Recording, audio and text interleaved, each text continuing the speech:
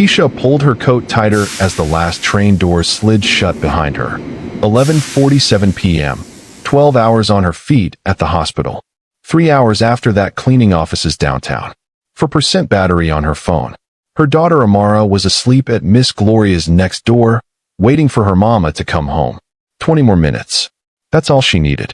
She found a seat near the back, closed her eyes, and let the rocking of the train do what sleep couldn't afford to do lately. She didn't feel herself slip. No warning. No dizziness. Her body simply collected what it was owed, and she was gone. Minjun was reading when she fell. Not a dramatic fall. She slid sideways, quiet as a secret, the way a person falls when they've been holding themselves up for too long and finally forget to keep trying. He was across the aisle before he decided to move. Pull strong. Breathing steady. No medical episode. Just pure, total exhaustion winning a fight it had been patient about. He looked around the car. For other passengers. Every single one of them staring at a screen. Nobody moved. Minjun sat back down across from her and watched her breathe until the train reached the end of the line. Everyone else filed out. He stayed. He found her wallet. Hospital badge on her coat. Keisha M. Patient Care, St. Luke's. Her ID gave him a name and an address. He looked at her for a long moment. Dark circles carved deep under her eyes. Hands calloused from work. A woman who had given everything she had to a day that took it all and still asked for more. He put her arm around his shoulder, lifted her carefully, and carried her off the train. She weighed almost nothing. That was the part that stayed with him on the walk, not the weight of her, but the absence of it. Like she'd already given so much of herself away there was barely anything left. 12 minutes through quiet streets. Her head against his shoulder. Her breathing slow and even. He found her building, found her key in her coat pocket, got her inside, and laid her on her couch. He pulled a blanket from the arm of the chair, covered her, went to her kitchen, filled a glass with water, and set it on the coffee table beside her. He tore a page from a small notepad she had on her counter. You're safe. You fainted on the train. Someone brought you home. Drink the water. No name. No number. He let himself out and walked back into the night. Keisha woke up at 6:14 a.m. to Amara standing over her, still in her pajamas, eyes wide. Mama, a man carried you. Keisha sat up so fast the room spun. What? Miss Gloria said a man brought you home last night. I saw him from the window. He was tall. He had black hair. Amara tilted her head. He looked sad, Mama. But not like bad sad. Like lonely sad. Keisha looked at the glass of water. The note beside it. She read it 3 times. Someone brought you home. Her heart was doing something she didn't have a word for yet. She went to the transit authority that same morning. It took 2 days, a formal request, and the patience of a woman who dealt with hospital bureaucracy for a living, but she got the footage. Camera 7, car 4, 11:51 p.m. She watched herself fall.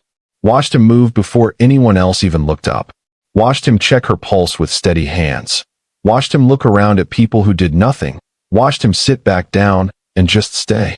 Watching over her like it was the most natural thing in the world. She watched him carry her off the train. She pressed pause on his face. Late 20s, maybe 30. Quiet eyes. The kind of face that had made a decision somewhere along the way to show the world as little as possible. Who are you? A transit worker who'd been on that platform remembered him. Said he came through sometimes, late nights, always alone. Thought he worked somewhere on Delancey. Keisha walked Delancey on her day off. She almost missed it, a small Korean restaurant tucked between a laundromat and a phone repair shop. Hanok Kitchen. Handwritten menu in the window. 6 tables inside. The smell of something that made her stomach remind her she hadn't eaten breakfast. She pushed the door open. He was behind the counter. He looked up, and for one suspended second, he recognized her. Then his face closed like a window being shut. Can I help you? Flat. Professional. Eyes that were already somewhere else. You carried me home, she said. Silence. 4 nights ago. Last train. You carried me 12 blocks and left me a note and didn't even sign your name. He looked back down at what he was doing. You don't need to be here. I wanted to say thank you. You said it. Thank you accepted. He still wasn't looking at her. Is there something you'd like to order? She stared at him. Lonely sad, Amara had said. She ordered the soup. She came back the next day. And the day after that, she didn't push him, didn't ask questions. She just sat at the corner table, ate her food, occasionally said something about her day, about something funny Amara did, about the city, about nothing. He responded with the minimum, sometimes less. But on the fourth day, he refilled her water without being asked. On the sixth day, he sat across from her during the slow hour between lunch and dinner and said, without preamble, "Why do you keep coming back? The soup is good." His mouth did something that wasn't quite a smile. Almost. "That's the only reason?" "You saved me," she said simply. People who do something like that without wanting anything back, there aren't many of them. "I just want to know who you are." He was quiet for a long time. "Minjun," he finally said. "Keisha. I know. It was on your ID." This time she was the one almost smiling. She noticed the men on the eighth day. Two of them. Across the street in a black car, engine off. They weren't eating. They weren't on their phones. They were just watching the restaurant with the specific patience of people who are waiting for something specific. She mentioned it to Minjun casually, the way you mention weather. Something changed in his face. Something fast and controlled, like a fire door dropping shut. "Don't look at them again," he said quietly. "Finish your food. Take your usual route home. Don't come back this week." "Minjun, please." The word came out differently than anything else he'd said to her. Raw at the edges. "Please just do that for me." She was halfway home when her ex found her. Darius. 6 feet of old trouble in a new jacket, stepping out from a building entrance like he'd been waiting, because he had been. "Who's the Asian guy?" No greeting. Just that. She kept walking. "Excuse me." He matched her pace, moving in close. "I've been watching you, Keisha. You're in that restaurant every day. Who is he to you?" "Nobody, Darius." "Move." "See, that's not what it looks like." He grabbed her arm. And then Minjun was there. She didn't see where he came from. He was simply suddenly standing between them, one hand gentle on her shoulder, his eyes on Darius with the calm of a man who has already decided how this ends. "She asked you to move," Minjun said. Darius looked him up and down with the slow contempt of someone who has never once correctly assessed a situation. "This ain't your business, man." "It is now." Quiet. Absolute. 3 seconds. 4. Something in Darius's jaw shifted. He stepped back, turned, walked away like it was his own idea.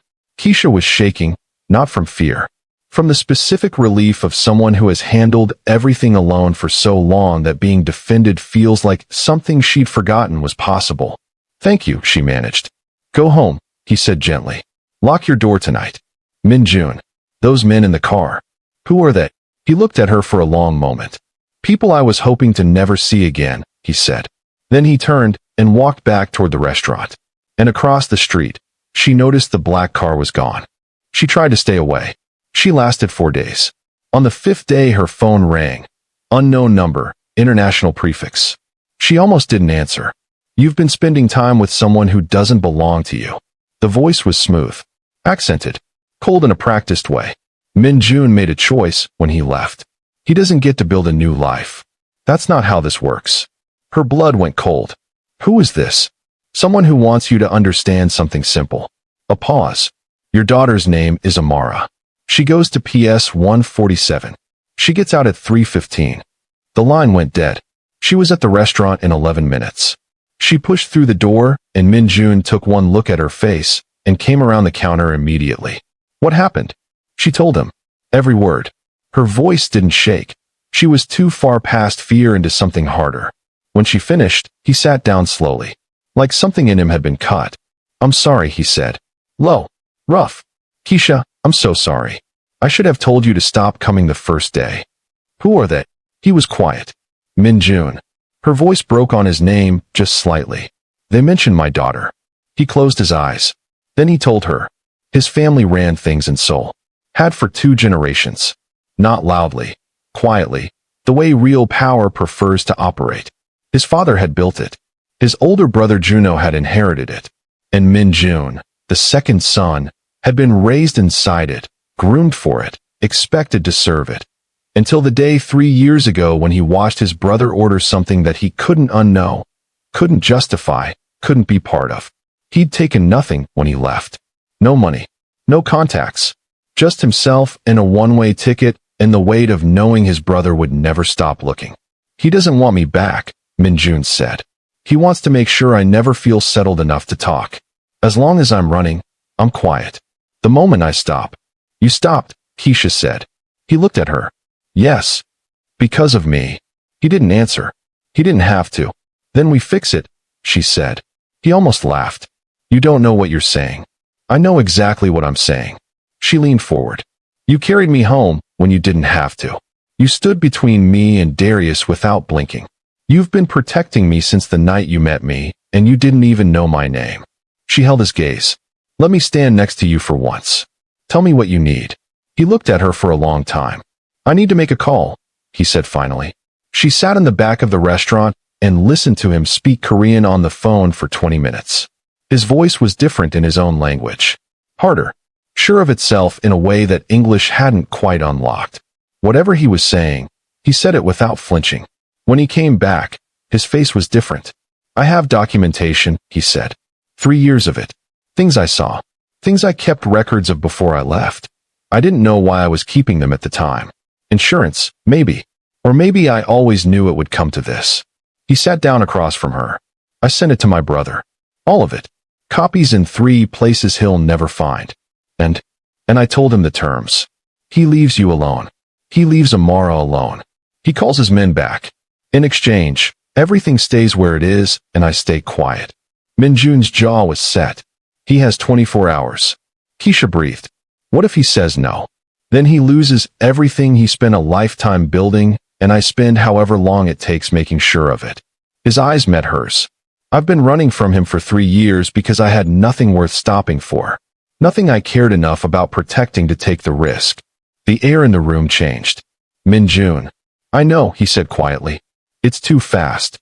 You don't have to say anything. I was going to say thank you, she said. Again. He almost smiled. You say that a lot. You keep earning it. Juno called back in 19 hours. Minjun took the call outside. She watched him through the window. Watched his face stay still and sure through whatever was being said on the other end. Watched him say something final, short, and close the call. He came back inside. It's done, he said. She released a breath she'd been holding for days.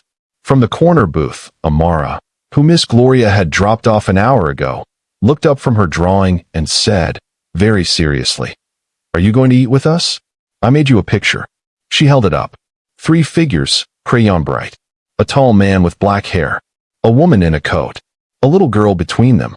Minjun looked at it for a long time. Then he sat down. 6 months later. The restaurant had a second table outside now. Keisha had a new badge, charge nurse, St. Luke's. Her phone had Minjun's number at the top of her recent calls. Amara called him Uncle Min. He didn't correct her. On a Tuesday evening in late October, while Amara was doing homework in the corner and the last of the dinner customers were filing out, Minjun said, very quietly, like it wasn't the biggest thing he'd ever said, I used to wonder if I made the right choice leaving everything behind. Keisha looked at him over her tea. And he looked at Amara, looked at Keisha. I left everything, he said. And somehow I ended up with more than I've ever had. Keisha never planned to fall that night. But maybe some falls take you exactly where you're supposed to land. If this story moved you, hit subscribe. More stories like this every week, and the next one picks up right where this one ends. Don't miss what Juno does next. That bell icon, tap it. This family just got started.